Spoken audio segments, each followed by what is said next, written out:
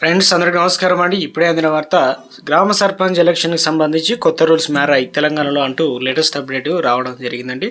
అందుకు సంబంధించి complete information అనేది ఈ వీడియోలో తెలుసుకుందామండి. వీడియోని పూర్తిగా చూడండి, అప్పుడే ఇన్ఫర్మేషన్ అయితే అర్థమవుతుందండి. మొదటిసారి కనుక మన ఛానల్ చూస్తే తప్పకుండా సబ్స్క్రైబ్ చేసుకొని bell button all notification activate చేసుకోండి.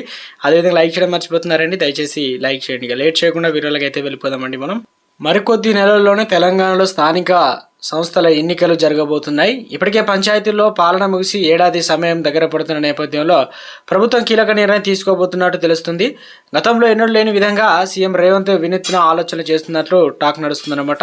ఇక పంచాయతీ చట్టం ప్రకారం ఇప్పటివరకు కూడా 2 పిల్లలు ఉన్నవారు మాత్రమే సర్పంచ్లో పోటీ చేసేందుకు అవకాశం ఉంది. ప్రస్తుతం చట్టం ప్రకారం జూన్ 1995 తర్వాత 3వ సంతానం ఉన్న వ్యక్తులు కూడా పోటీ చేసేందుకు అనర్హులుగా పరిగణించబడ్డారు. అయితే దాంతో 3 పిల్లలు ఉన్నవారు వారంతా ఇప్పటివరకు కూడా సర్పంచ్ ఎన్నికల్లో పోటీ చేయలేకపోయారు. అలా చాలామంది పోటీకి దూరంగా ఉండిపోయారు. దీంతో ఈ చట్టాన్ని సవరణ చేసేందుకు ప్రభుత్వం సన్నద్ధం అవుతున్నట్లు తెలిసిందన్నమాట.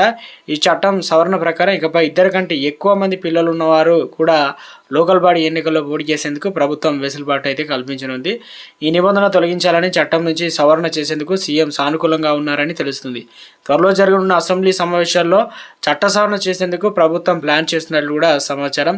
సర్పంచులు, ఎంపీటీసీలు, జెడ్పీటీసీలు, కార్పొరేటర్లు, కౌన్సిలర్లు అందరికీ అవకాశం కల్పించాలనే ఉద్దేశంతోనే ముందుకు సాగుతున్నట్లు తెలుస్తుంది. ఇక ముందుగా సమగ్ర కుటుంబ రాజకీయ ఆర్థిక సర్వే పూర్తి చేయబోతున్నారు. వెంటనే బీసీ జనాభా లెక్కింపు, రిజర్వేషన్లు ఫైనల్ చేయబోతున్నారు. అదే సమయంలో ప్రస్తుతం ఉన్నటువంటి పంచాయతీ, మున్సిపల్ చట్టాలను సవరించేందుకు ప్లాన్ చేస్తున్నారు. దీంతో పాటే గత ప్రభుత్వం సర్పంచ్లపై వేటు వేసే అధికారాన్ని కూడా కలెక్టర్లకు అప్పగించిందనమాట. దాన్ని కూడా తొలగించాలని ముఖ్యమంత్రి ప్లాన్ చేస్తున్నారని తెలిపింది. ఇక ప్రజాస్వామ్యబద్ధంగా ఎన్నికైన సర్పంచ్లపైన కలెక్టర్లు